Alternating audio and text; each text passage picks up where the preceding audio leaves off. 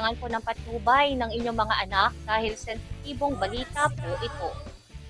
6.2 million o 6.2 milyong pisong substandard na plywood nasabat sa Pampanga. Nasabat ng Criminal Investigation and Detection Group ang tinatayang 6.2 million pesos na halaga ng hinihinalang substandard na plywood habang naaresto ang isang 48 anyos na Chinese national sa operasyon sa San Simon, Pampanga noong December 8, 2025.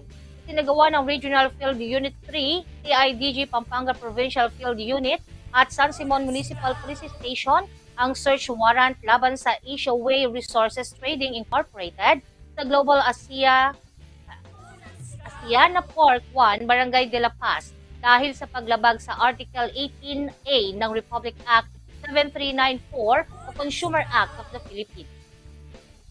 Sa operasyon na kumpiska ang 7,024 na piraso ng umano'y substandard na crocodile phenolic plywood na nagkakahalaga ng 6,231,200 pesos. Sa ulat na nakadating kay Police Major General Robert A. Morico II, Acting Director ng CIDG, kinilala ang suspect na si Sean, isang Chinese national na umano'y nahuling nagmamay-ari, nagdi-distribute at nagbebenta ng construction materials na walang clearance mula sa Department of Trade and Industry, Bureau of Philippine Standards.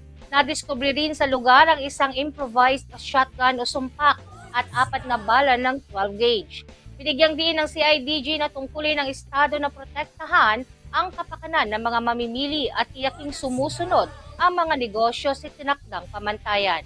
Pinaliwanag din ng ahensya na ang kawalan ng Philippine Standard Mark sa mga produktong ibinebenta ay indikasyon na hindi ito nakapasa sa mandatoryong quality at safety standards.